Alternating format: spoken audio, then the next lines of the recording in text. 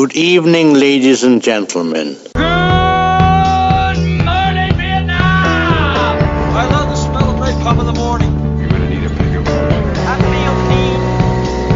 Remain thirsty. Roads? When we're going, we don't need roads. Snakes. Why did it have to be snakes? I'm Spartacus! I'm Batman. I am the Father.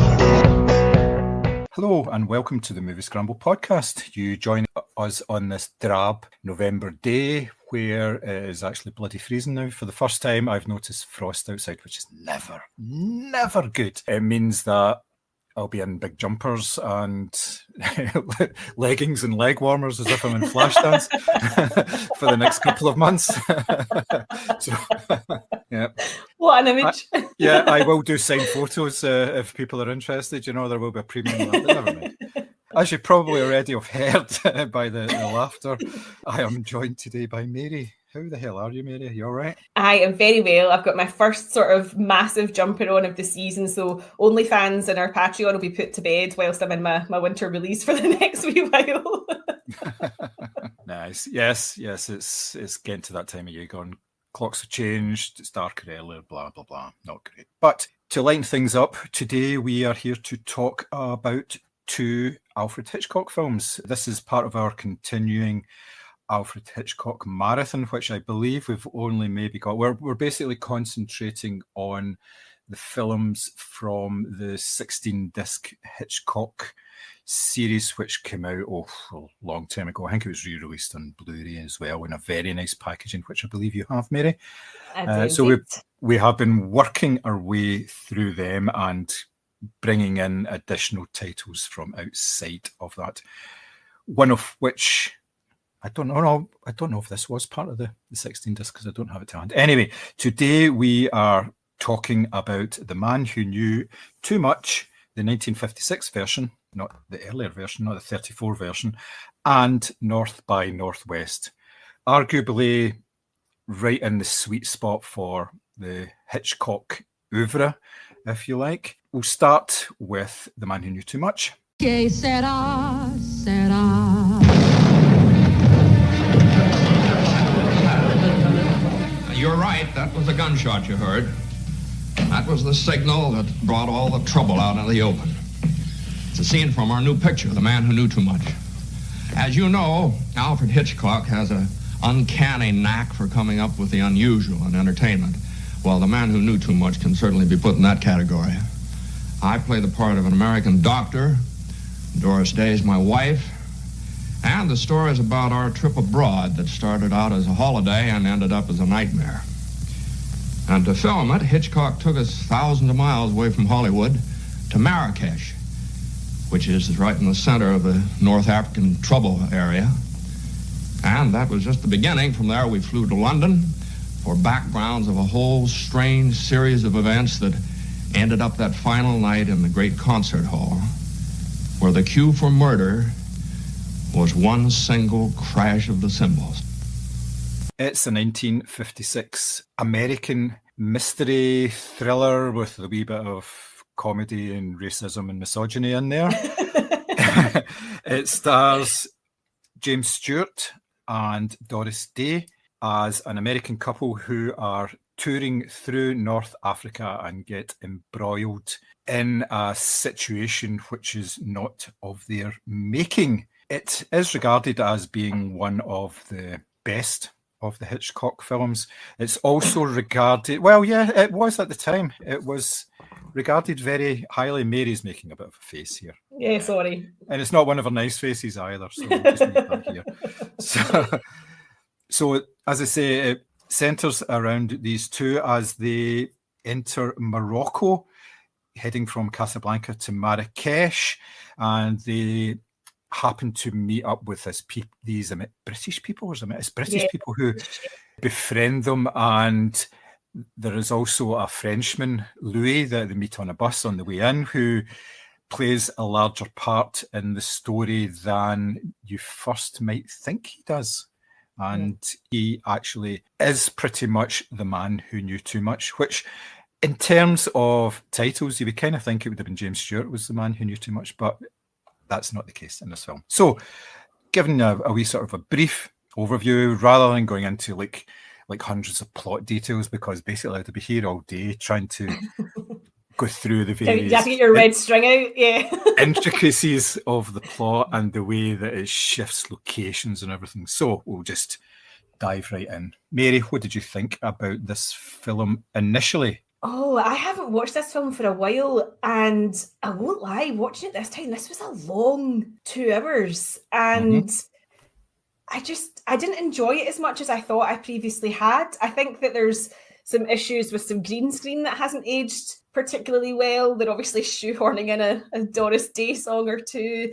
And I don't know, I just feel like this is quite a weak James Stewart performance as well. It's definitely not his best. And I'm surprised to hear that this is sort of regarded as one of the better Hitchcocks, because for me, there's just something about it that just feels a bit humdrum. I can't believe I'm saying that, but it's just, having rewatched it now with a fresh set of eyes or whatever and actually making notes, it just probably isn't my favourite.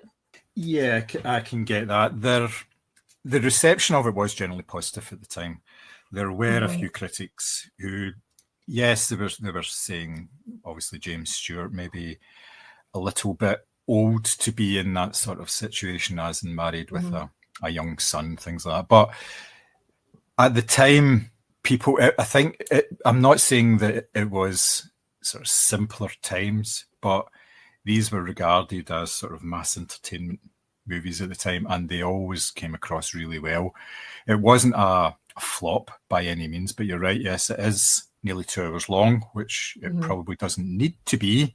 But on that note, what did you think about the fact that, what did you think of the overall story? Now, we are used to Hitchcock films which are convoluted and they move to all sorts of destinations, and there's various plot contrivances.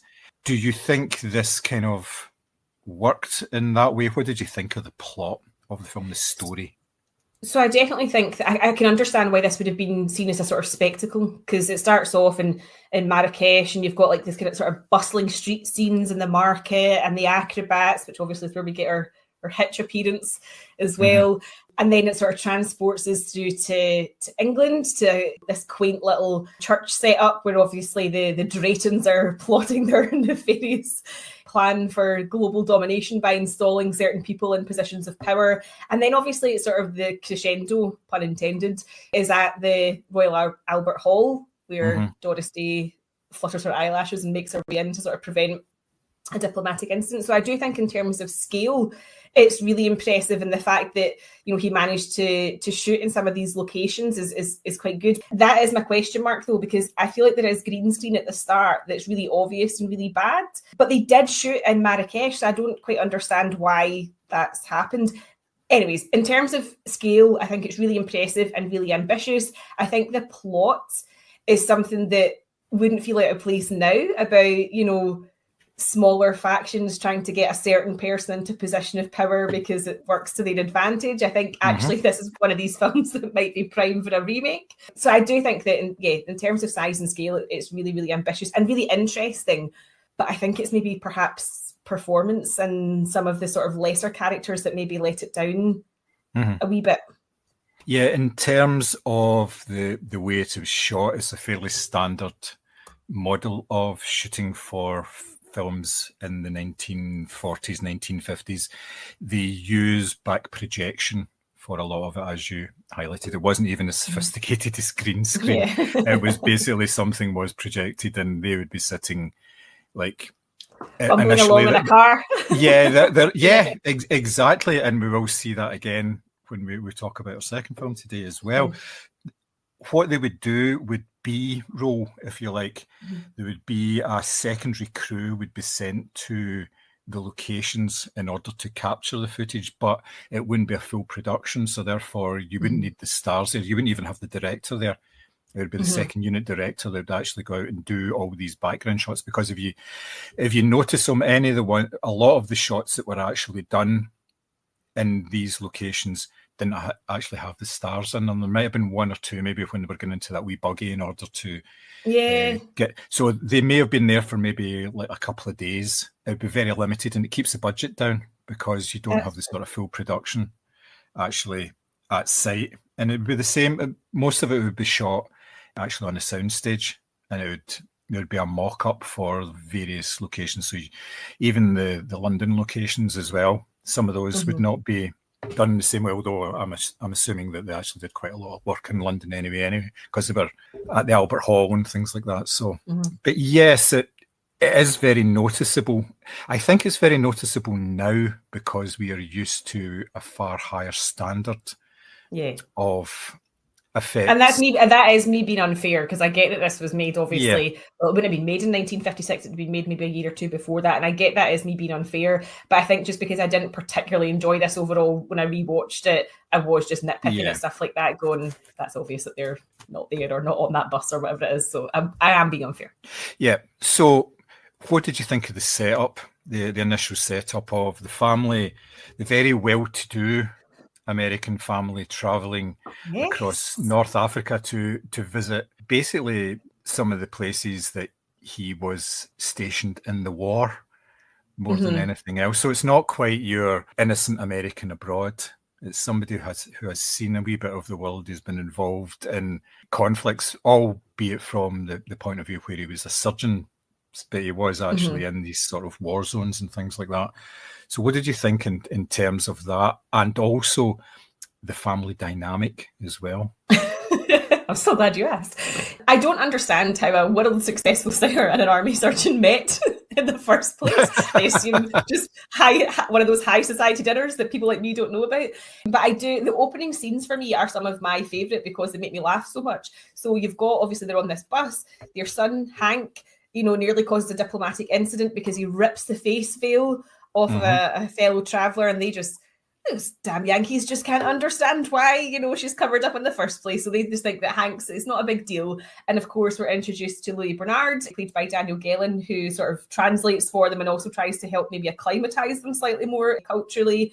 And then Hank continues to be racist to him by saying that he's got loads of snails and he never thought of fixing it by getting a Frenchman to eat them. So it's just super racist right from the offset. And what's interesting as well, my notes actually say Doris Day gets a sing-song just as she and James Stewart prepare to Madeleine McCann Hank by leaving him in their hotel room while they go out to dinner. So as much as they profess to want their son to sort of enjoy this environment and soak up different cultures, even though Hank calls Africa the dark continent, they clearly are still there for their sort of middle upper class, wining and dining. She's fully dressed for dinner, so is he. They meet up with the Draytons, who are this English couple that they start chatting to over dinner. James Stewart makes comments about how savage it is that there's no cutlery and he has to eat the dishes with his hands and stuff like that. So it's a very bizarre family dynamic in the sense that I don't know how the parents met, and as much as they want their son obviously to have this experience, they also just want to leave him in a hotel room and fuck off to dinner. So it's strange, but you do get the sense that they are very protective of him, of Hank. And obviously as the plot unfolds, you do sort of believe their despair and whatever. But it is a strange family setup. You kind of get the impression, and obviously because we know what Hitchcock's own family life was like, you kind of get the impression that he doesn't understand how a sort of nuclear family, in inverted commas, actually works. Yeah, I think that's fairly obvious. I think a lot of it is for plot contrivance more than anything else. It fits in with they need this certain setup, and this is the way they're going to do it. They have to give these people a certain amount of backstory. Now, the backstory is, as you say, outlandish. The fact that she was a singer on stage in London and all across Europe, and he was a surgeon working for the US Army, and the fact there's an obvious age difference. Probably, I would estimate it as being about 25 years, probably. And that kind of fits in with the way that these sort of family dynamics were portrayed in Hollywood up until that point. There was an awful lot of the older man and the 18, 20-year-old woman getting married, and this kind of thing. He would already be successful in whatever his field is. And it mirrors it here. It's exactly the same. And it's done in such a way here as to, right, here, like you say, it's a nuclear family. This is what they are. They're not ignorant Americans who've seen a bit of the world. They know a wee bit more than just outside of what they are. But they're now in this settled American, almost imperialistic lifestyle that looking down on people. They're not just even looking down on the people in the dark continent, as they call it, like I said. They're also looking down on the people that they deal with at home, because there's an extended conversation when they're walking through the market and they're saying, you know, Mrs. Smith's gallbladder paid for this suit and all that kind of thing, was you know? awful. Like, they just came across as arseholes. Like, it was not characters that you wanted to root for at that moment when they're basically taking the piss out of patients that he obviously had back home. Yeah, that scene in particular was really galling, actually. Yeah. Oh, well done. Galling for a gallbladder. Ah, very good. I didn't even notice that. Yeah, we're here all week. Try the shakshuka. So what did you think of the character that Mr. Stewart played? He is obviously a successful medical practitioner, but he's a bit of a grump, to be perfectly honest. Yes, he is not, for somebody that obviously wanted to go on this trip, he's not very happy about any aspect of it initially. I do think their dynamic is really interesting, because I have never seen Doris Day as a Hitchcock blonde in the way you would see some of the other actresses. She's not particularly sexy or alluring, which I get is part of her image that was manufactured by Hollywood in the first place. I'm fully aware of that. But I think she's obviously meant to be this sort of kind of wholesome character in this still, even though she's, you know, she's the one that when they first get to, you know, Marrakesh, she's doing sort of sideways glances and thinking we are being watched. And she has this immediate paranoia about being in this particular location. Whereas actually, by contrast, for all that this kind of falls into James Stewart's lap, he actually thinks that Leigh Bernard's a great guy, and, you know, he's really chatty with him and stuff like that. He's got less time for the Draytons, and that whole dinner scene, as I say, he's very grumpy because he can't use cutlery and he doesn't like the way that, you know, the food and the way that they eat. But he's definitely, as the film progresses, you know, he's interviewed by police and he ends up screaming and shouting the place down and kind of throwing his weight around a little bit and a little, you know, don't you know who I am sort of thing. It's a kind of unusual role for James Stewart in the sense that I don't really feel this is one of his great psychological character studies like you see in Rear Window or Vertigo. I actually think that both him and Doris Day are given very little to do in terms of properly fleshing out these characters. There's a lot of hysterics and a lot of anger and a lot of grumpiness, particularly on James Stewart's part. But I don't ever really feel that you get to grips with your characters in the way that you maybe do with some of his other performances, which I think is why it's not one of my favourites as well, as I don't feel like they are fully fleshed out in a way, despite the fact they've got backstory, we understand who they are, where they've come from, etc. It's just that what we actually see on screen is just a bit two-dimensional. He comes across as being this man who is very capable professionally, but as an emotional being, he is not very well developed at all. Like you say, he has tantrums when he's dealing with the police. Obviously, it's a stressful situation, things like that. And what I kind of got from that is that he cannot handle stressful situations that are not of his making or not within his wheelhouse. If it was an operating table, for instance, you know, he would be calmness personified because he knows what he's doing. But when he's thrown into situations where he cannot control everything, then it's a completely different story. And you get that because, well, minor plot spoil for a film that was made, some 70 years ago. His son gets kidnapped, which informs the whole second half of the film. Now, the way that he reacts to that is he drugs his wife before he tells her. I mean, what the fuck is that all about?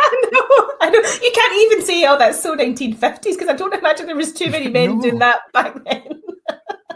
I actually couldn't believe when he did that, just to kind of, you need to be a bit calm here, and I need a couple of hours to go and try and work some stuff out. And that whole sequence let me down a wee bit, firstly because obviously the way that he handled the situation showed that he wasn't exactly like a strong character, and two, it actually allowed for the plot to progress in a way that you didn't actually see anything at all about how he just basically, he drugged her.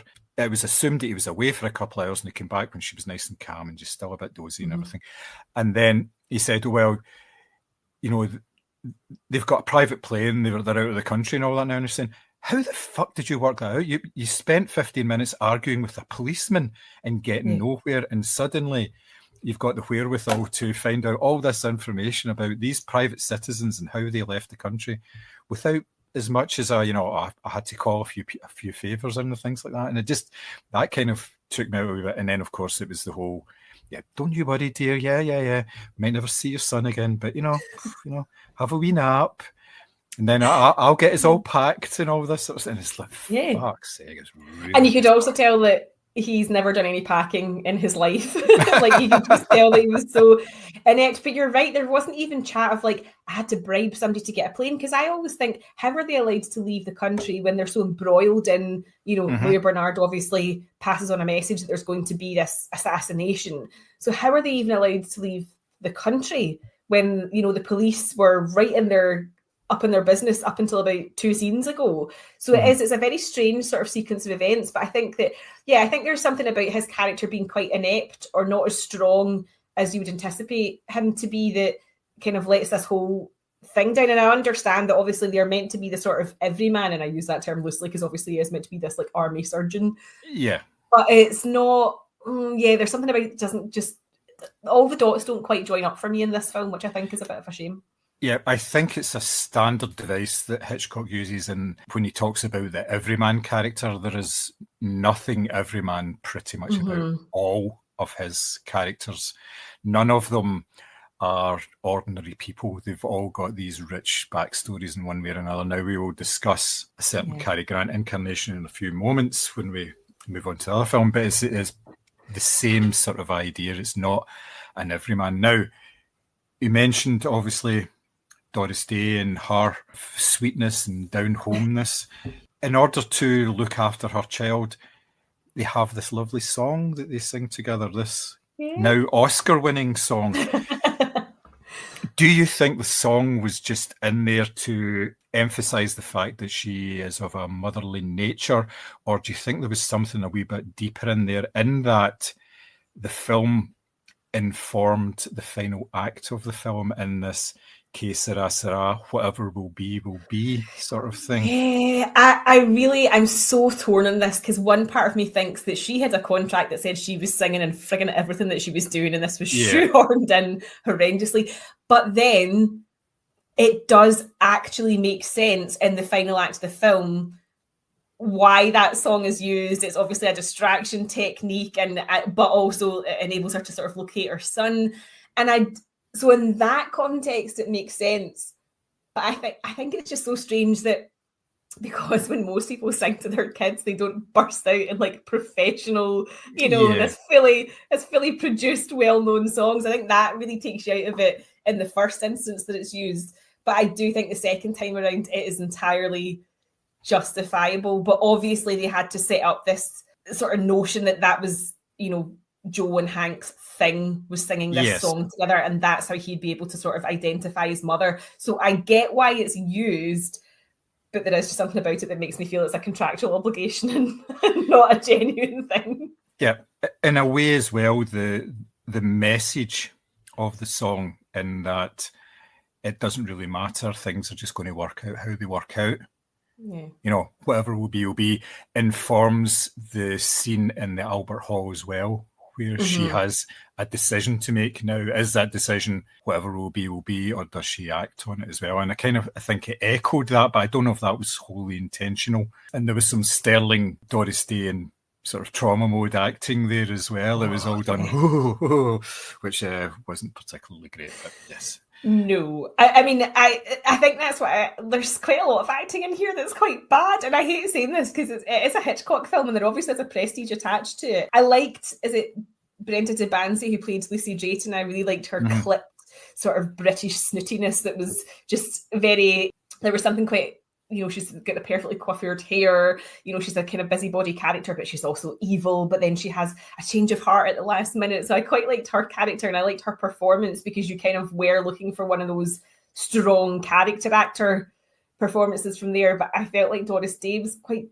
bad in this. And as I say, with James Stewart, I just felt like it just wasn't one of his better sort of reads of a character. I feel like he's an actor that usually can do, you know, he's usually an actor that really draws you in with, you know, empathy, and you're so invested in his character's emotional side, whereas you just don't get that off this character at all. And yes, Doris Day's trauma acting is not my favourite. No, it doesn't do an awful lot for you, and it kind of takes you out a wee bit from the film. How do you think that character was treated during the film, though? The character of Jo, because, like you said, she was the one that highlighted the fact that her husband basically told his whole life story to Louis, and then time and time again she's saying, I don't trust these people, this is wrong, this is, you know, we shouldn't be doing this, and it's right through the film, and she's pretty much roundly ignored right through the film until the very last moment, which was a bit strange that they've actually turned it around at that point as well. But what did you think about that? Did you find that as incredibly frustrating as I found it? Yeah, it's so bizarre because from the offset, she has a bad feeling about this trip. I mean, it's like in the opening scene, she's like, we're being watched. Mm-hmm. And that's what she says to her husband. And he's so dismissive of her. It's like, you silly little international singer. What could you possibly know about the big wide world? And that's kind of the vibe that you get from James Stewart's character. And she does do a lot of detective work throughout this as well. It's not just about him. And it's interesting because she obviously, you know, like any mother, wants to get her child back. And as you've pointed out, she is drugged and then taken to another country. And, you know, it's him that has to leave the hotel room and do all the big manly investigating. But actually, it's her that finds out a lot of information. You know, she toddles along to the church by herself. She manages to sort of crack the code of what the address is. And I think she's quite a neat contrast to the character of Lucy Drayton, who you kind of get the impression is an equal to her husband in terms of the plotting that they're doing, and she is taken seriously, and, you know, she is given important tasks to do, and she's left in charge of obviously Hank while he is living his little kidnap life in the church roof.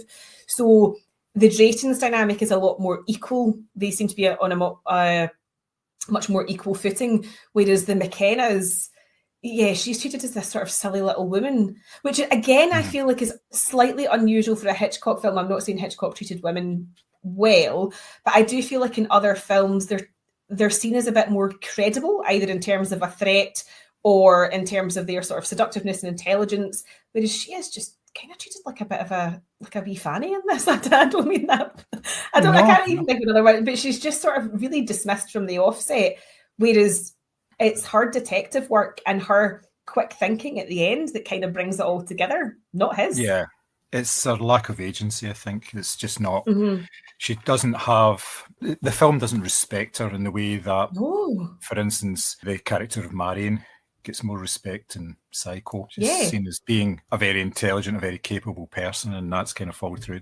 You don't get the same... Yeah, I don't know if that's a lesson learned, but I don't think so, to be honest. I think it is just the way that they decided the story would actually play out. Now, in terms of that, the story is split between two locations. You're talking about Marrakesh, and you're talking about London. I make that sound as if it's kind of an even split. It's not really. The film doesn't really kick into gear for about 30 minutes.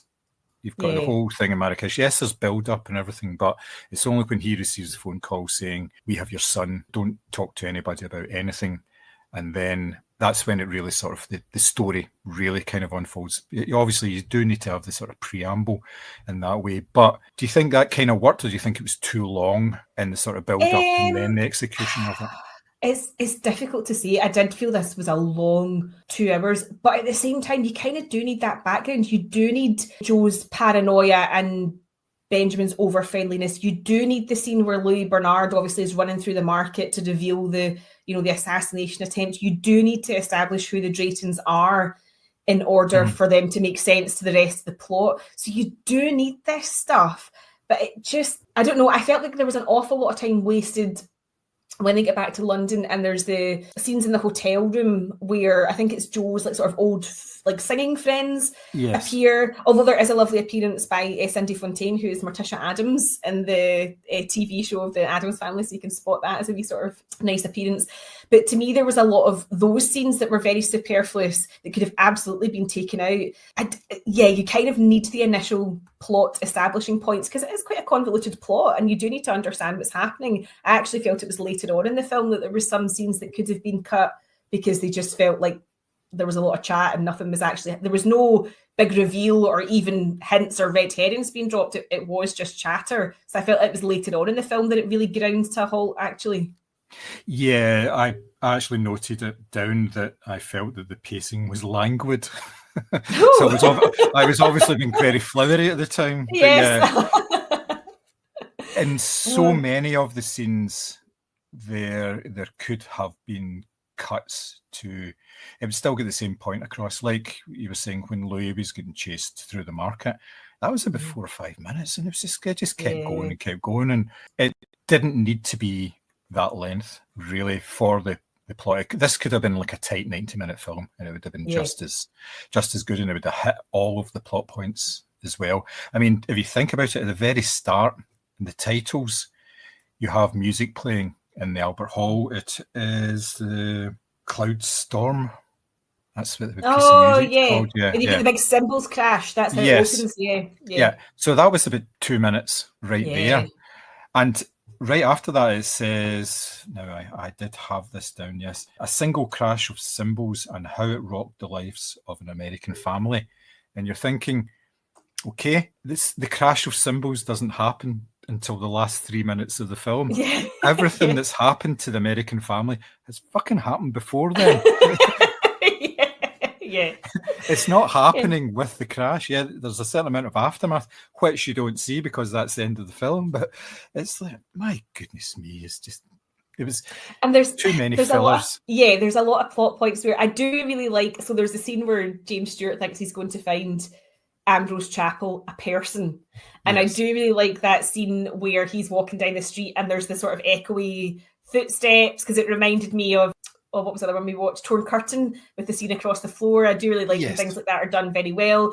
But then you've got that scene in the taxidermist office that goes on for fucking ages when he's established, obviously it's the wrong person, that Ambrose Chapel is a church, not a person. But that goes on for far too long as well. And I get that it's meant to be a sort of red herring, but you actually didn't need any of that scene. You could have had the footsteps and then him maybe going back to Jo and saying, I don't think Ambrose Chapel is a person, and she's obviously already at the location. But it just went on for ages, and it was actually silly and quite pathetic because none of them looked like they were capable of a fight anyway, and yet it goes on for quite some time. Yeah, that was quite interesting. But there was also the bit where, when they arrive in Britain, not so much the fact that they were able to leave where they were at, with, like you say, without too much, they're embroiled. There's a murder investigation ongoing, but yeah, they can leave and they can go to London. But when they get to London, they're interviewed by the police at the airport, and basically they're saying, we know there's something going to be happening. This guy, like Louis, was working in cooperation with British intelligence. So, can you tell us what's going on? And obviously they're not going to. But then they just say, okay, then, right, thank you very much. Just on your way. And you're kind of going, that would never happen. They would never just let them go and not even like tail them, for instance. They had no surveillance on them whatsoever. They could go about and do what, like you say, go and find this Ambrose Chapel. And it's like, for fuck's sake, it would not happen. Yeah, because when she tries to call the police from the actual chapel, and she's like, oh, we've already spoken to whatever the inspector's name is. And then the policemen are like, oh, well, this isn't our patch. We'll only give you a lift. And even they're just so blasé about, she's saying that she's spoken to somebody who presumably is really high up. She alludes to quite a big scandal. And these policemen are like, oh, sorry, missus, we'll drop you off at the nearest, whatever it is. And none of it makes sense, to be honest with you. But again, that's just a sort of minor issue in amongst all the other issues I have with this film. Yeah, and there was a whole contrivance. It was Buchanan, and Inspector Buchanan it was. And he says at the end of the conversation, fine, okay, right, I realise you can't tell me anything. Here's my number, get in contact with me. If anything comes up, I can always be reached. And she phones him and she gets his second in command, and the first thing he says is, no, I can't get in touch with him. You're like, come on.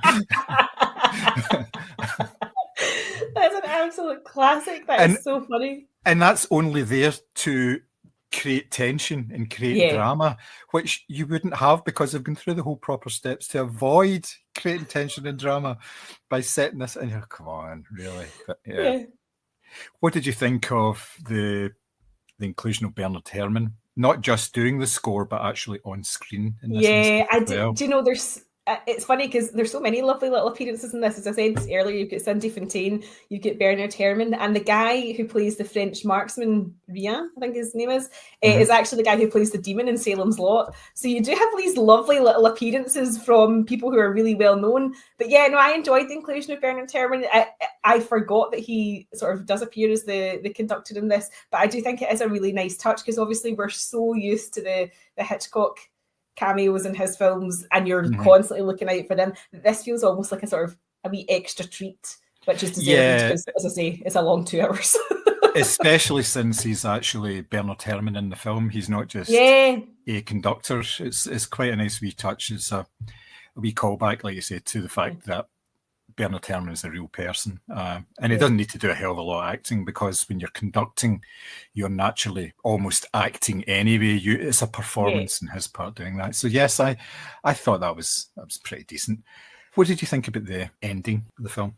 Oh, do you know what? I think it all started to fall apart for me is the scene where James Stewart and Doris Day go into the church, and she's almost like too good a singer for the congregation, so they all notice that she's there. So I find that all started to unravel from there. And then there's a few other issues in the sense that, you know, she is told repeatedly by I think at least 2 people in the Royal Albert Hall that she can't get in without a ticket, and yet somehow she ends up standing at the back. And obviously you've got this big dramatic piece of music. She obviously is keeping her eye on the box. You've got Rian, who's the marksman, who's sort of making his way through the back of the box is a kind of corridor along there, and she obviously results in a scream, which I don't know. That felt ridiculous. And then you've got this. So that to me almost felt like an ending in itself. And then you've got this little afterthought plot where she obviously has to now sing around a piano again to get her son back, who's being held by the Draytons still. Lucy Drayton has him in a room upstairs, and obviously the son hears his mother singing and he's like, "That's my mama." And then Lucy, for some reason, has a change of heart and lets him go. And then you've got a couple of other sort of plot foils. People fall downstairs, people fall off balconies. I don't know. It all feels a bit messy for me. Like, I think that there was an attempt to, it almost feels like do 2 or 3 different endings. The Albert Hall sequence in itself is impressive. I've actually got this written down. It lasts 12 minutes and there's no talking for quite a lot of it. It's very atmospheric. But she just stands and cries as well at the back instead of alerting the police to a potential assassination attempt. And there is a really nice shot where you've got the gun peeking around the corner and stuff like that, or the shot where you see from sort of inside the symbols. And there is good stuff, but I just feel like it's a really messy ending. It feels like the film ended 2 or 3 times over in order to wrap up plot points that they had brought in obviously earlier on. Yes, yeah, no, I would agree with you on that. It does seem to extend itself a little bit, which is a little unfortunate. I was just glad it was over in the end, to be perfectly honest. I did enjoy the film, but it did go on a wee bit for me, which is a bit unfortunate. Having said that, and you've mentioned a couple already, were there any other scenes or little Hitchcock-type elements that was a highlight for you?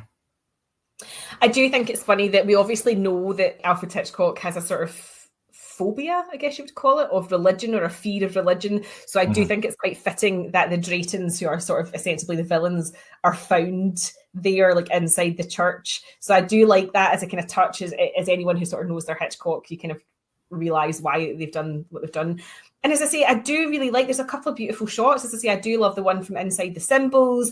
I do really like that sort of sweeping shot where you go into Mr. Drayton's room above the church and it reveals him and Rian sort of plotting together. And there's a lot of really nice high shots. I think James Stewart and Doris Day are often kind of shot from above, especially when they're in embrace.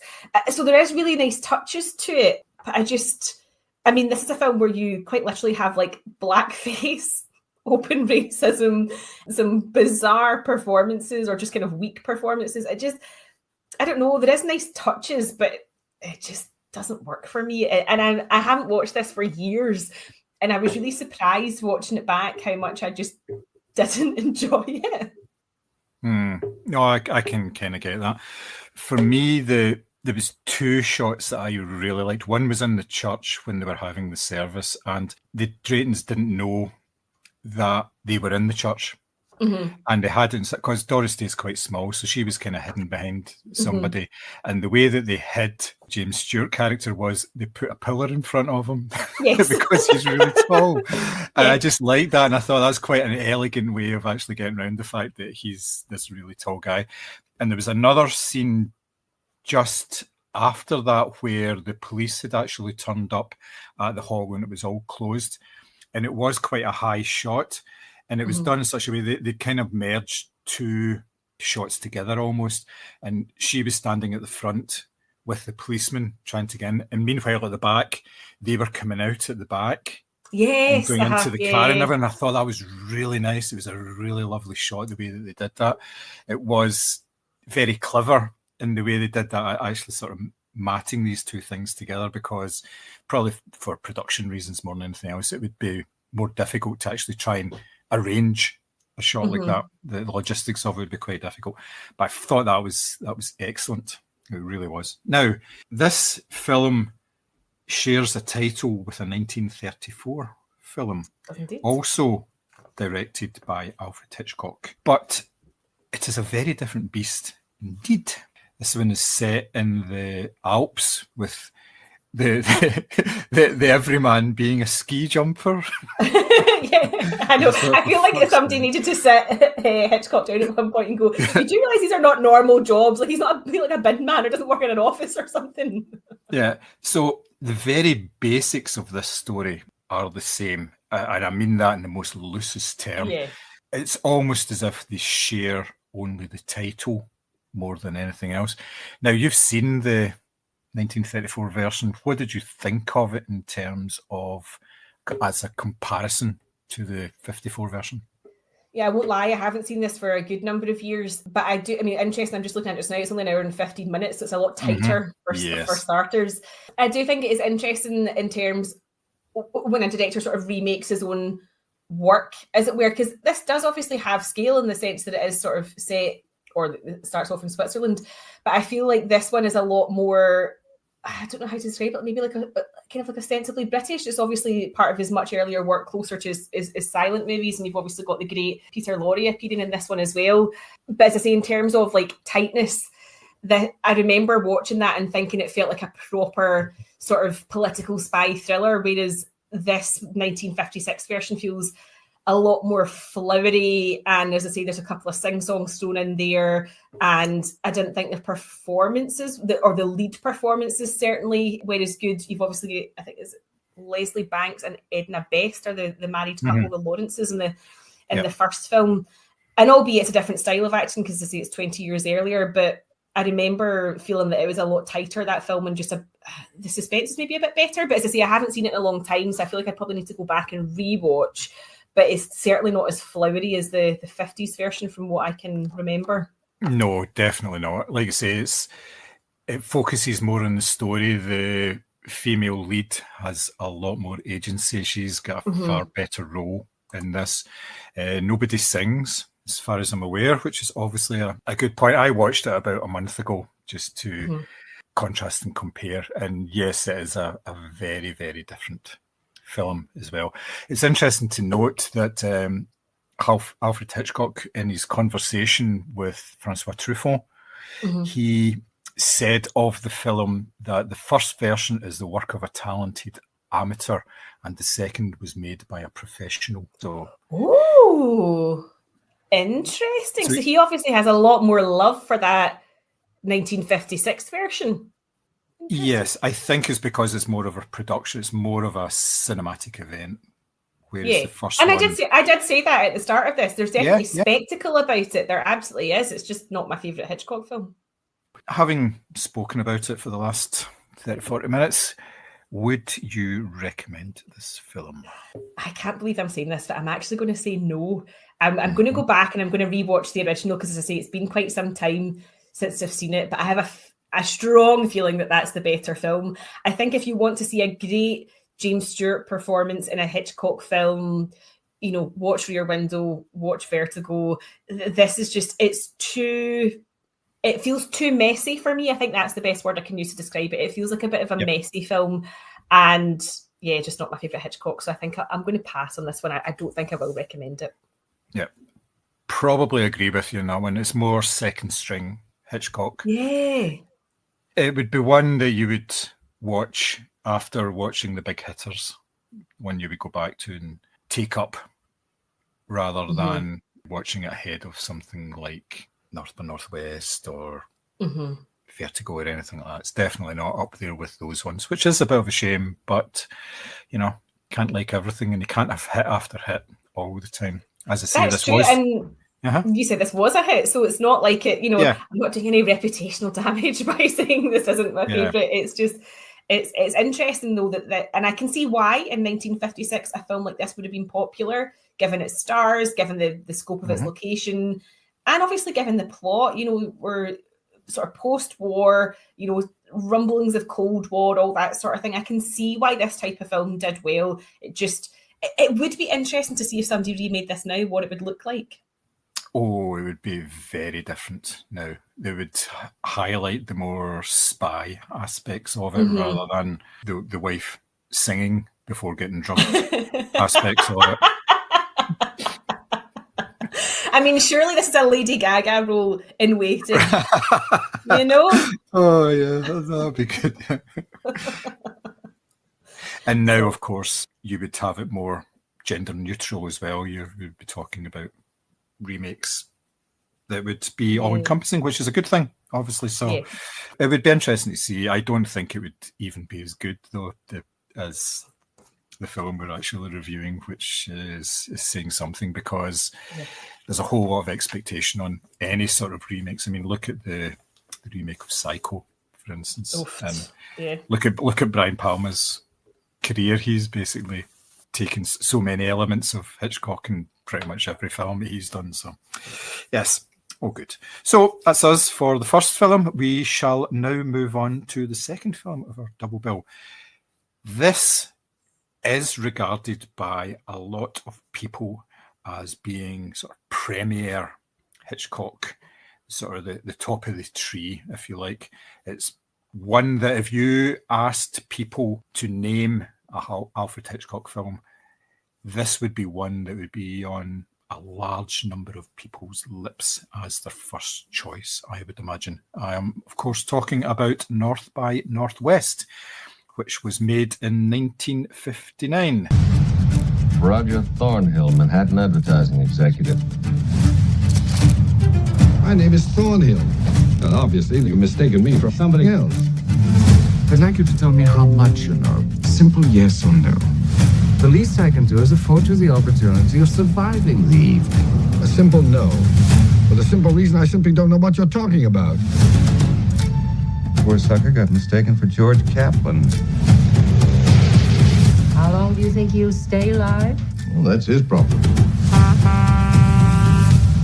Goodbye, Mr. Thornhill, wherever you are. It is, again, directed by Hitchcock, starring Cary Grant, Eve Marie Saint, and James Mason, who has the most wonderful voice. I could just listen to James Mason talking all day. You know, I say, James, here's the phone book. Just start it Absolutely. And let's go. Yeah. The film itself came from an original screenplay, which is sort of half and half about what Hitchcock did. He spent an awful lot of time remaking books, adapting them for the screen and things like that. But on occasion, he did actually have original screenplays as well. And this was one by a writer called Ernest Lehman, who was given the remit to actually write a Hitchcock picture to end all Hitchcock pictures. Ooh. So, story itself is basically a story of mistaken identity. And in the real world, this would have been sorted out in about 2 minutes' time. Yes. You wouldn't have had a 2-hour man out of place thriller here. Basically, you have Cary Grant, who plays the part of... Oh, what's his name again? I forgot. Roger Thornhill. Thornhill.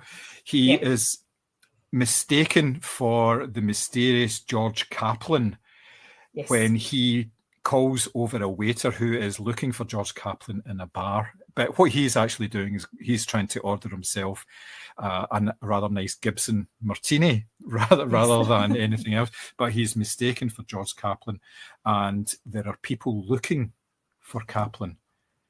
And basically the whole thing kicks off from there.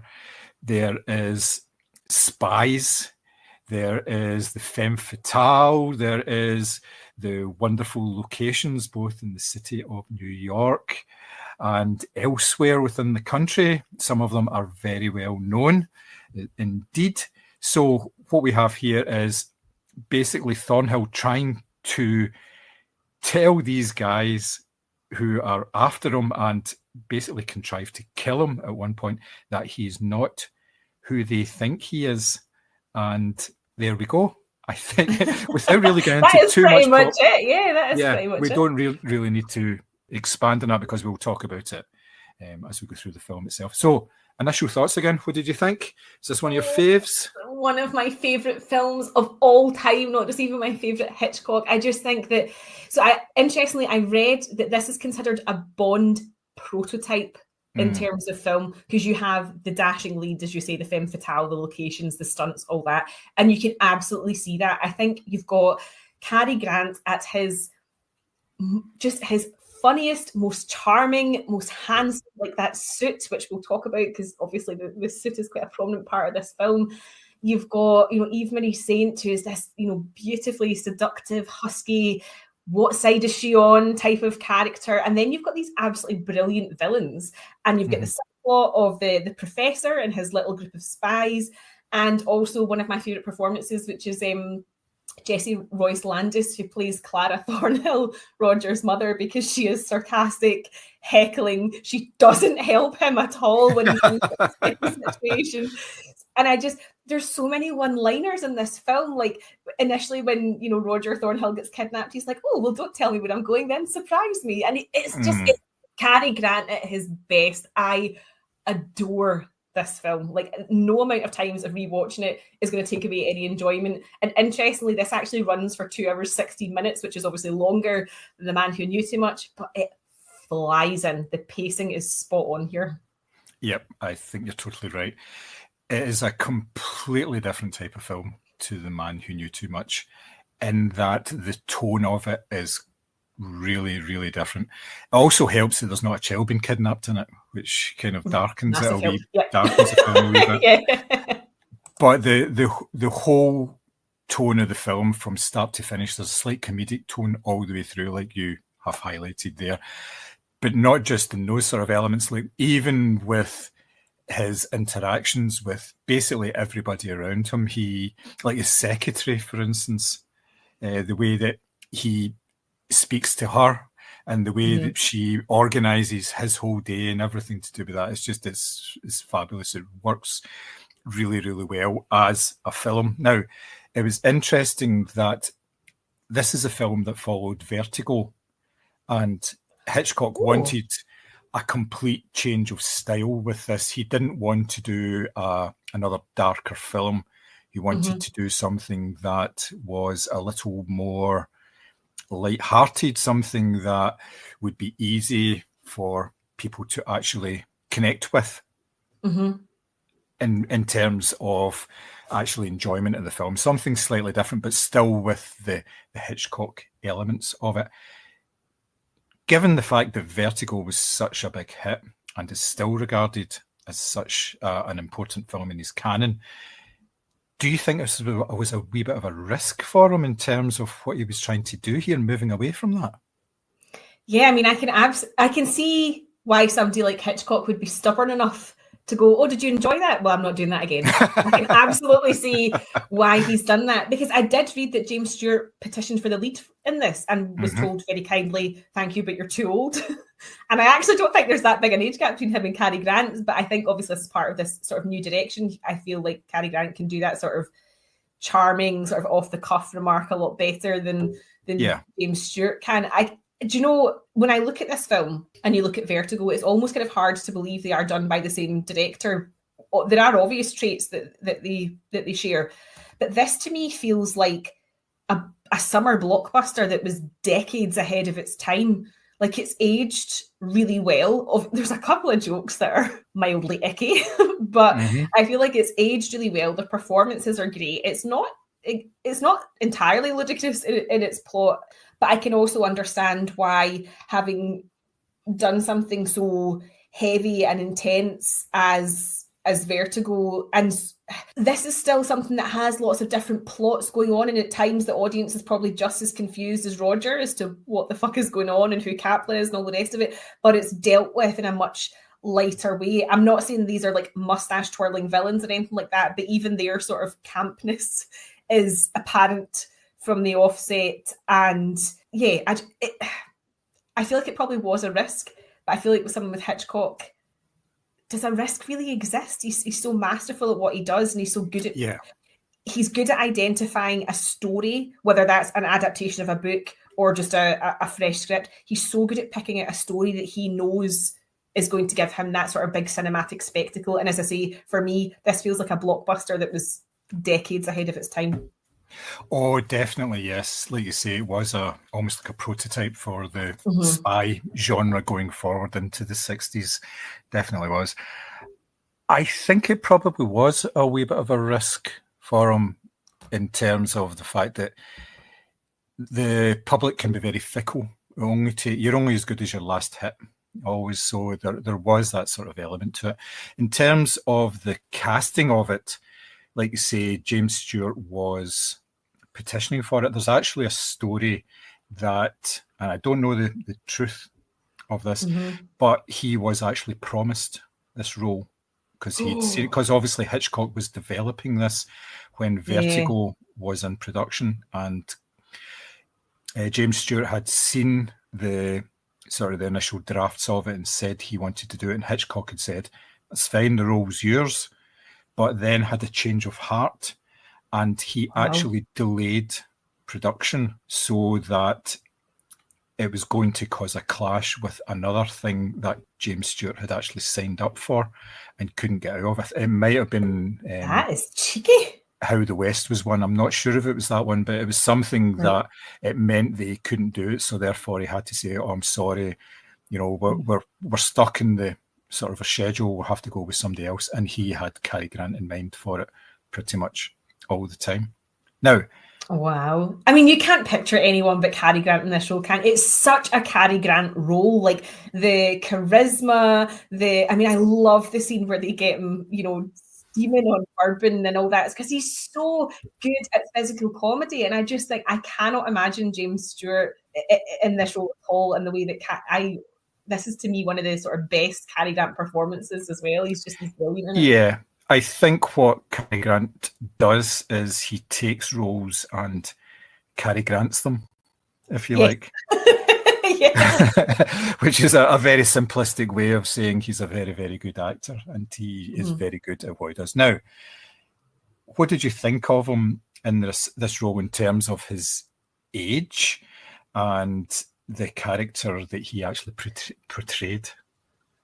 Do you know, it's funny, I have no issue with his age in this film, but then at the same time, obviously we have the famous crop duster scene, and you're kind of going, are you getting up from that completely unscathed? But I do think it works, because I think everybody else around him, apart from obviously Eve Marie Saint, is of a similar age, and you do get the impression that this spy that they're looking for is someone who's quite distinguished and someone who's obviously is quite charming, travels all over the world and has a wide network. So I feel like in that sense you probably don't question that as much. But I do believe that I think Jessie Royce Landis was probably only about 5 or 6 years older than him, and she was playing his mother. So again, there's that classic Hollywood ageism and sexism going on there. But I am so wrapped up in this character and so wrapped up in the way that Cary Grant portrays him that I feel like you could probably say anything about this film to me and I'd have a defence for it, because I just love it so much. There is a bit where the initial meeting between James Mason and Cary Grant, and he said, you're not what we expected. You're far better dressed than the usual ones that we get. So, yes, I think there was an element of that, in that Cary Grant wanted to be portrayed in a certain way, and it's obviously the costume and everything was very important, as it always is within Hitchcock films, mostly for the female leads, I would say, rather than the male, obviously with the influence of Edith Head more than anything else. But any chance to get Cary Grant into a sort of light grey suit is I think it's very welcome. Martin Landau's character, I can't remember what he's called, but he turns around and goes, he's a well-tailored one. And there's almost like a spark of jealousy there at how good he looks when they finally kidnap him. Yeah. Interestingly, again, Eve Marie Saint is, in her character, she is up front, she's 26 years old in this.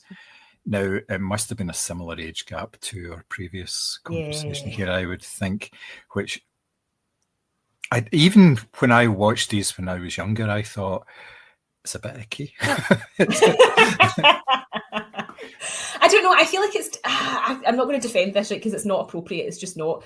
But I also feel like because her character is presented as somebody who's extremely capable and intelligent, and she's sort of game for him verbally, or game for Roger verbally, like she's obviously streets ahead of him in terms of, you know, the emotional intelligence and the street smarts that she has. He almost seems kind of like not immature in comparison, but she can definitely handle herself, and she's obviously embroiled with James Mason's character Van Damme, and you know, she's living a sort of very, you know, on the edge kind of life there. So I almost feel like it doesn't feel as bad because she is, I don't know, she obviously is at an emotional or intelligence level that feels much higher than, for example, Doris Day's character, or at least certainly the way that she's treated. I would say that Roger sees Eve as not competition, but certainly an equal. As I say, she's game for him very verbally, whereas in The Man Who Knew Too Much, as we've said, James Stewart completely dismisses any of Doris Day's concerns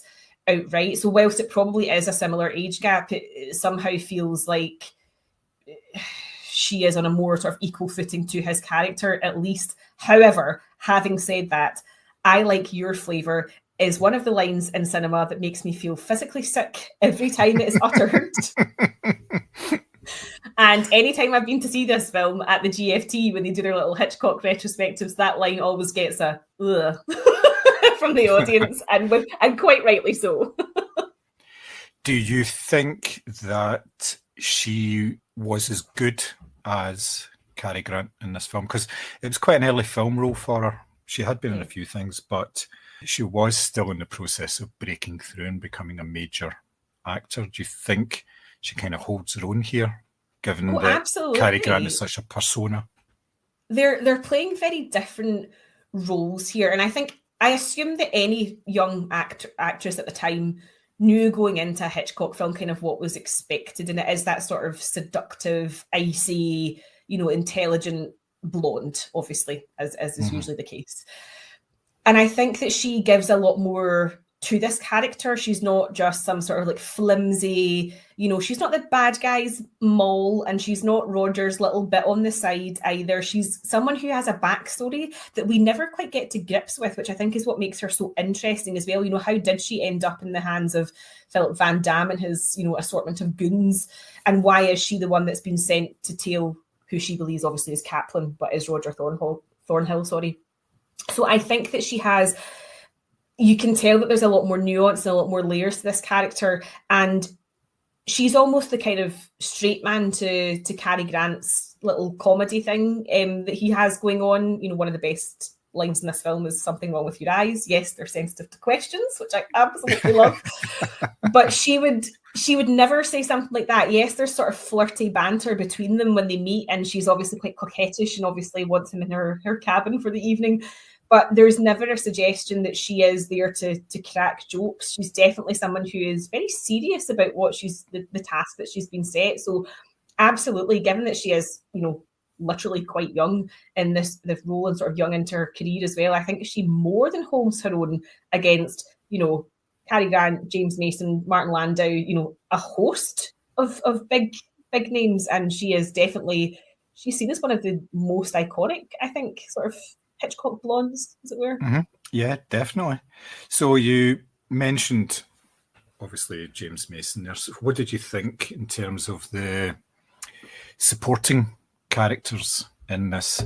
How do you think contributed to the overall story and film, and what are your sort of thoughts on these actors as well?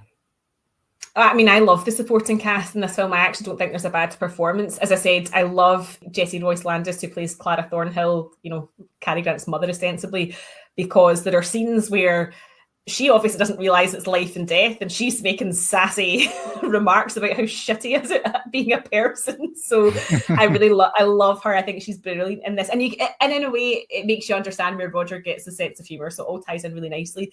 In terms of the sort of bad guys, you obviously have, James Mason as Philip Van Damme. And as you said, he has the most beautiful voice, but there is something that's very, very threatening about him. And with Martin Landau at his side, they're quite a formidable pair, just physically, the way that they hold themselves and they move across a room. And both of them have this quite intense stare that, whilst Cary Grant sort of cracking quips and, saying, "Let me out here, fellas, it's just it's a mixed up identity," or whatever, there's no joking around from these guys as well. And I think that's what Hitchcock gets really right in this film, is that the threat is quite palpable. And then you also have the kind of subplot where you've got the professor, who they have quite a lot of talking in room scenes, if you know what I mean, where they're sort of plotting out, Kaplan's next move and all these different agents and stuff like that. So even that's a little interesting subplot. I wouldn't say that it's a particularly dominant performance in comparison to likes of Mason and Landau, but I think everything feels very, very credible here. The threat levels, the seduction, the comedy, and the fact that there's a spy network, everything feels very, very credible, I think, and that's testament to the performances that are given. Yeah, I liked how the whole point of the supporting cast was to lend a certain amount of gravitas to it. They were very good actors in those roles, and also, like you say, it's very straight. This is where all the drama is. This is where the thrilling elements are, and initially, because the role that Grant is playing here is quite comedic, it's quite light. He's making as light as possible, but like I say, everything below that is very, very serious. These are serious people, that there is a certain amount of threat there. I like the dynamic between the James Mason character and the Martin Landau character, because James Mason basically just stood still and spoke, and he spoke very deliberately. He always made eye contact. He never lost his train of thought at all. He never raised his voice. It was always at the same level, and it was always utterly polite in everything he said. Whereas Martin Landau, if he had a moustache, he would have twirled it. I feel like he was ready to get physical. He wanted a kind of brawl, as it were, whereas, James Mason is this kind of closed sort of, but I love characters like that. We've talked about like the likes of, great villains, like, your Hans Landis and stuff over the year. The great villains don't have to move, they don't have to shout, they're this presence that is a very, credible threat, and James Mason absolutely nails that. He is quite literally the straight guy standing there bolt upright, not moving, while Cary Grant's rolling about a sofa, which is so well done. So well done. Yeah, that was one of the funny elements, the fact that they poured so much alcohol down him and then put him in the car. And again, this goes back to the rear projection element as well. Of we have Roger in the car furiously turning the wheel, and the car's still going in a straight line, but the background is swaying all over the place and everything. That I thought it was really well done. It's been done so many times, but when they do it well like that, then it's more comedic than dramatic, but it's still quite a lot of fun to it. I really do enjoy it. Now, I did mention briefly that there were several locations used in this film. And for a lot of people, that is what they remember of this film. There are two areas. One where you have previously mentioned it with the biplane, and also there's the big finale on Mount Rushmore as well. But apart from that, there was another couple of sort of like pretty good locations. There's obviously a big scene set in an auction house, and also in the UN as well. Yeah. So what did you think of the use of this? Like you say, this is a sort of prototype for the sort of Bond franchise, moving from one glamorous place to another and setting a drama there. Do you think that worked? Yeah, because I think that there's a legitimacy to the change in locations, because Van Damme and his goons genuinely believe that Kaplan is an international spy who moves around. They talk about how he stays in hotel rooms for 2 to 3 days and is, before he moves on to the next location. I think we get the crop duster scene just over an hour into the film, and even if you've seen this film a million times over, it's still really thrilling to watch, I think, because obviously it culminates in a sort of big explosion, and you've got Cary Grant tanking it towards the camera in this, still in this glorious suit that he's getting all dusty every time he dives into the crops. But I think, that and the Mount Rushmore scene in particular, because obviously that's on the poster, so that's what you remember most about it. And albeit it does look a tiny bit ropey when you watch it back now, it's kind of looks like a set. It probably is a set.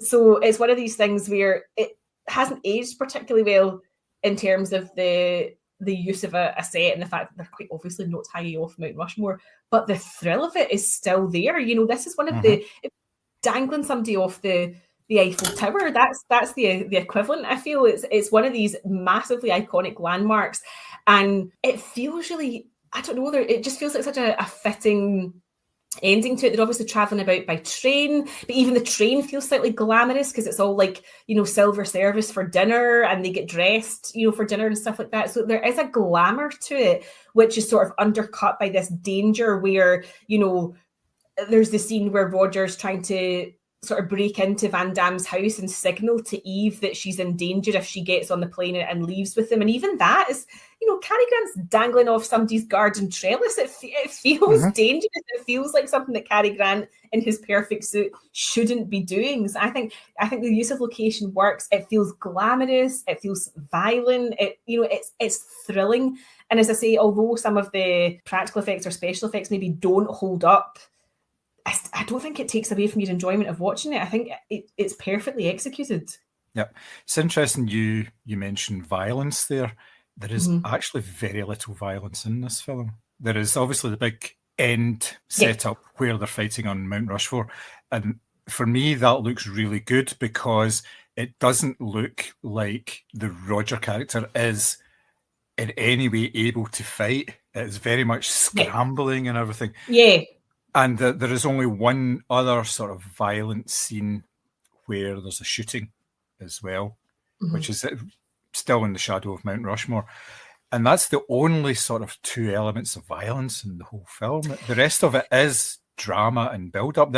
There's implied violence, but it doesn't really come to very much. So I feel like that's maybe what I'm hinting at then. So I feel like the scene in the auction house in particular, there's an insinuation as to how Eve is treated by Van Damme. So I feel like there's maybe an insinuation of violence, perhaps more than it actually ever sort of appears on screen. So I think that kind of threat level feels, as I say, sort of dangerous in a way, because obviously you don't know what Eve's fate might be if, Van Damme and Martin Landau's character actually sort of work out what she's been doing. So there's probably an implied violence more than an actual violence. But as I say, these are the sort of iconic cinema moments that if you were to say to somebody, think of an iconic cinema scene, you would guarantee somebody would mention the Mount Rushmore or the crop duster, because it's unbelievably well done. Like seriously, to have achieved this in, back in 1959, and Cary Grant sort of pulling it off as well, which I think is a big part of it, is how he actually acts his way out of these situations, given that he is sort of seen as this sort of comedic, sort of charismatic, I don't want to say buffoon, but do you know what I mean? Like, he's obviously not a spy, so how he carries these situations as well, or these scenes, is what makes them work.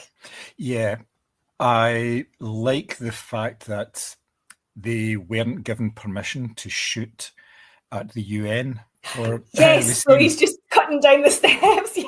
Yeah. So they actually did it sort of almost like guerrilla style. Did it without actual permission. I thought that was really good.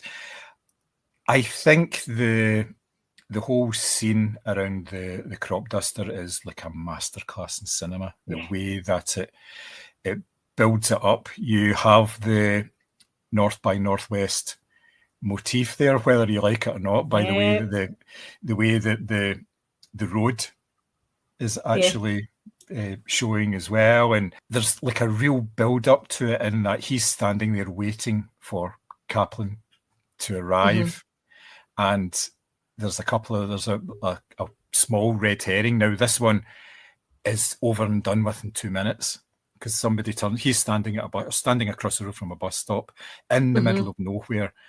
This guy turns up, gets out of a truck, and standing there, and he automatically assumes he's Kaplan, so he goes over and starts to engage him in conversation. Yeah. And there's no music or nothing. It's all very quiet. All you're just sort of hearing, like the odd sort of wind sounds and everything. So there's nothing to indicate any sort of drama. And you occasionally hear the plane flying in the background as well and all that. And just that, and it's only at that point when he figures out that this guy isn't Kaplan because he gets on the bus and the guy says, it's really strange with that plane, it's not actually dusting anything, or there's no crops there. So why is it doing that? And that's almost just like a small aside. And then obviously it starts to sort of kick off after that. But I thought that the whole build up to that was done very economically. It didn't waste an awful lot of time, even though it seemed to last forever. But that's good writing for you, and it's good filmmaking as well. The way that they put it all together, I really enjoyed that. So, what did you think about the pacing of this film? So I think this film gets the pacing really right in a way that The Man Who Knew Too Much just doesn't. So we're thrown into the story really quickly, so we understand within the first 15 minutes that this is a case of mistaken identity, and we are going along with Roger sort of for the journey of how he either escapes or solves the riddle of who Kaplan is. So I think the pacing is really well done. We move really quickly into, as I say, their murder attempt on him, although death by bourbon does sound like one of the more pleasant ways to go. And then, we're introduced to Eva Marie Saint's character really well as well. So I think what helps is the fact that the character introductions are really strong and we understand immediately what they're there to do in terms of Roger's story. So I think that really helps. And in terms of, we do move around location, but it's justified because Roger, in his mind anyway, is tailing Kaplan, who he actually believes exists. And therefore, every time we move to, a train station or a hotel room or whatever it is, these sort of bigger locations, it is genuine. And there is a need for him to go and track down this particular person so that he can go, look, here's the guy you're chasing. It's not me. This is George Kaplan. So everything feels very justified. And I just think that the writing and the pacing are incredible. I think the little sort of peppery bits of comedy really help as well, because just when you think things might be getting a bit serious and a bit too dangerous, there's another lovely one-liner thrown in there, or another lovely bit of sort of physical comedy. So I think that the fact that that's in there sort of breaks it up as well. But I definitely just think it flies in terms of, as I say, 2 hours, 16 minutes, and it's gone like that, especially if you've seen it before and you're perhaps maybe waiting for a blockbuster scene or whatever. So you are kind of moving towards these points. But I think this is really well done. And as I say, I think part of that is the way the characters are introduced. You are very clear what everybody is there to do and how they're going to move the next part of this story along. Yeah, I felt that it kind of set its stall out very early, right from the very first scene, where he is walking out of an office building with his secondary, his personal assistant or whatever, and they walk out onto and the street is mobbed. It's really busy. It's bustling. Obviously, and that helps. This is how we are paced. This is how we're going to pace this film. It's going to be fast moving. It's going to be fast talking. So please keep up, because you can miss things in this film. But it's not the kind of film that you can just kind of keep an eye on now and again. You really need to know what's going on. And that initial sequence where they're just walking down the street, he's giving her instructions about everything he needs to do. It's so important because it introduces the pace of the film, but also introduces the type of person he is and his relationship with his mother, because he mentions her right away as well, which I felt was really, really good. It's very clever. And it just doesn't stop from there. It just keeps going. And that's all down to the writing. And that's down to the fact that Cary Grant is a veteran at screwball comedies. So he can deliver lines quickly, but succinctly as well. So he's basically saying, right, we're off here. It's your job as an audience to keep up with us and actually understand what's going on. Yeah. I think it's funny that you're saying that, actually, because I never even thought about that, because he was, I mean, Bringing Up Baby, one of my favourite films, and things like that, but it will have been that sort of comedy background that allowed him to sort of personify this character in a way that likes of James Stewart wouldn't have done. Now, James Stewart has done comedies, obviously, and he has done lighter sort of romantic dramas, but never in the way that I feel like Cary Grant's got a physicality in this role that sort of backs up the fact that he is making these kind of wisecracks and stuff like that. So do you know what I mean? Like, there's just something about probably maybe a bit training maybe that he's had, or just the types of films that he's done previously, that just makes him really embody this role in a way that I cannot see anyone else ever doing justice to. Okay, so in a lot of ways, this is almost like the sort of prototype Hitchcock film. You have your title design by Saul Bass, you have Bernard Herrmann doing the music again. Now, interesting thing about the title design, it was the first feature film to use kinetic typography in its opening credits, as in things were moving about on the screen. It hadn't been done in that sort of scale before. And it was just really unusual. And that, I think, with all of Saul Bass's work with Hitchcock, it just adds to the film, because it gives you that introduction to the pacing more than anything else, because there's things moving about on the screen all over the place, all the titles and everything. And then you've got Herrmann's theme sitting underneath that. And again, it's kinetic, it's propulsive and everything. So do you think this is amongst the best music that has been there? It's probably some of the best known, but do you think, how do you think it worked? Do you think it worked in a good way? Yeah, no, it's interesting that you say that. I didn't realise that about the kinetic lettering. That, you know, this is a film that is full of movement, and in a way that this feels hectic, whereas The Man Who Knew Too Much feels messy. And I think that's the difference between it. That hectic is a good thing in this film, and I certainly think the score underlines that. You know, you get quite a sort of, as you say, propulsive sort of opening piece, but it's also the moments of silence that I think that are quite important as well. You know, you have that the gunshot where all the sort of canteen comes to a standstill, and there are moments where, you know, Eve Marie Saint and Cary Grant are gazing lovingly into each other's eyes, or there's moments of tension that are, you know, sort of propagated by strings, which obviously is a big sort of favourite of Hitchcock. But I think this is a film that knows when to use music, because there's action, and it's important that we sort of bound along with it, and those sort of big sort of percussion-y pieces really work in that space. But then you've got moments of silence where you're going, you need to pay attention to this because something really bad is going to happen. And I think it really gets the balance right in that sense. But yeah, this is one of the more percussive scores, I think, as well. As I say, there is strings in there, but I think there's something quite bounding and bombastic about it that really fits the character and the pacing of the film in general. Yeah, it's one of these scores, I think, that you can quite easily listen to without actually having seen the visuals, because you can create your own visuals about what you actually think is happening as well. I think it's a wonderful piece of music. It definitely is.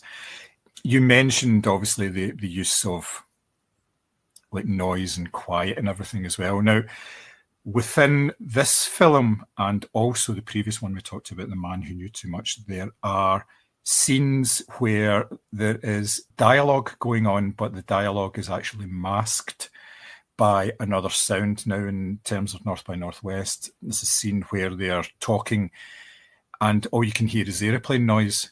So you can't actually hear what they're saying. And in The Man Who Knew Too Much, there's a scene in the restaurant where Louis is sitting with a woman and he's talking to her. And it's quite close up on them, but you cannot hear what they're saying because of the noise of the restaurant and the music in the restaurant and everything as well. And obviously for me, that goes back to sort of silent film techniques, the way of using that. Now, do you think that's one of his sort of signature moves, or is it something that's quite unusual in Hitchcock's body of work? Do you know, it's funny that you mentioned that, because I can't think of that you've pointed that out. I can't think of things, but there will have been films, because there's this scene in Vertigo where she walks into the sort of florist and you can't hear what she's saying to the florist, and he's sort of peeping through that gap. So this actually is used quite a lot, and I've never really thought about that before, but you're right. And because because both of these in a way are sort of, well, The Man Who Knew Too Much is kind of a political thriller.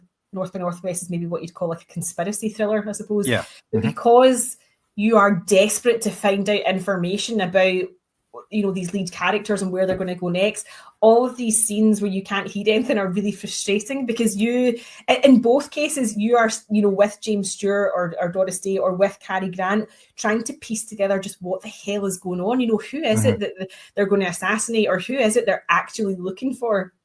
And so these moments cause frustration in the sense that you are trying to do the jigsaw puzzle at the same time as the lead character. But actually it works really well because you don't want to know more. I think it kind of ruins it sometimes when you know more than what the lead character knows. You want to be on this journey with them, sort of working it out and putting all the puzzle pieces together. So actually it does work in the sense that we are in the dark when they're in the dark, or we get the information, or as you say, that lovely little airplane sound, so we get the warning just as they're getting it as well. And it does work really well in both these cases because they are these kind of piece them together as you go type of thrillers. Yeah, I think it works very well for the very reason you mentioned, in that it's frustrating because you want to know what's going on, what's actually happening on screen, and it makes you think. And it could be wrong what you're actually thinking in terms of the way that it's going to go, but it does make you think, which is quite rare sometimes, I think. And it can be a red herring, which obviously Hitchcock loves as well. He loves to distract you over here and go, look at this conversation, what could be going on here? And actually you should be paying attention to something completely different. So it's just another little trick of his to get you to maybe look where you shouldn't be looking. Yes, it certainly is. Another aspect of Hitchcock's work, and one that he actually coined himself, was the MacGuffin. Now, there is a MacGuffin here, but it's not really highlighted or really sort of introduced until quite late on. Do you think there was a reason for that, or is it just it wasn't necessary? So this is the microfilm? Yes, the microfilm. Yes. So I don't necessarily think it adds anything to the film, but it also doesn't take anything away from, you know, you understand that these are bad guys, and they probably do have sort of like fingers in every pie, in the sense that they're not just trying to track down Kaplan. They'll be doing other things at the same time. So actually, I don't have an issue with that. They put it inside. Is it a brass monkey or something? Yes, it's a statue. Yeah.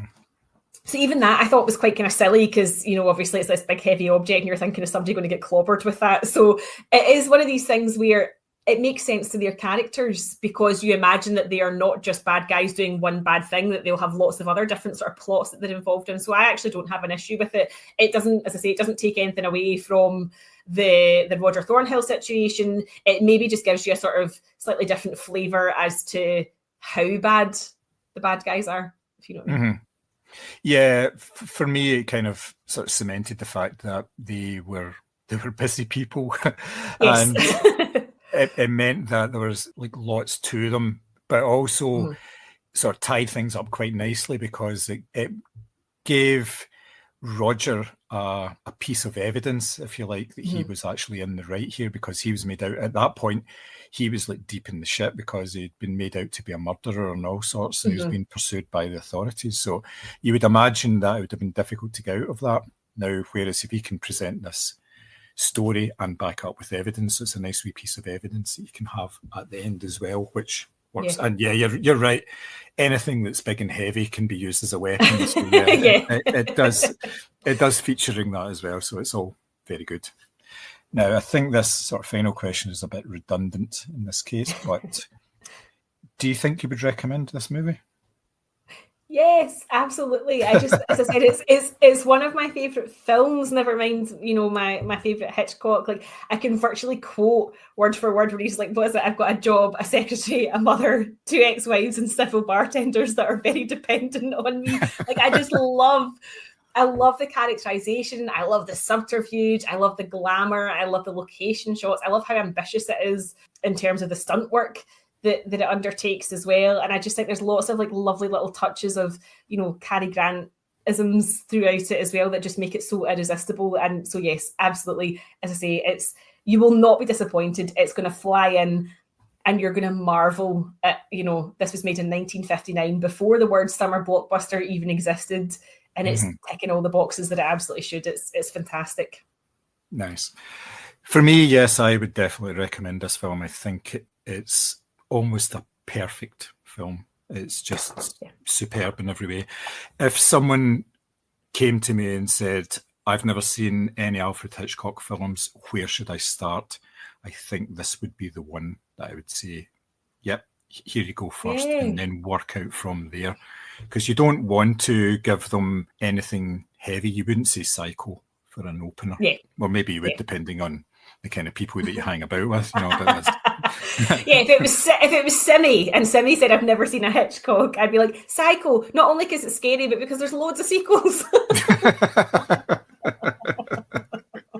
Absolutely. So yes, definitely, yes, I would recommend this wholeheartedly. I think it is a masterpiece in every way, and it's one of these films that you can watch time and time again and never really get tired of it. It's that rare beast that works on so many different levels. So that is us for today. We have obviously covered 2 Hitchcock films. If you have any comments about what we've discussed today, anything you think we've missed, because there are so many things that you can talk about in terms of Hitchcock films, and I'm sure that I have missed at least one theme within this film, even though they denied that there was any themes at all in the film. That it was a straightforward film. Even the title was just a title of a film. It wasn't listed as, it didn't really have any significance in terms of the plot of the film either. So, but yes, if you do have any interesting information or anything you'd like to pull us up on, please do get in touch with us. We are on the social media channels of your choice at Moviescramble. You can send us an email at podcast@moviescramble.co.uk, and if you find us on the, maybe X is probably the easiest one, you'll see that we're all listed there individually as well. So yeah, please, get in touch with us.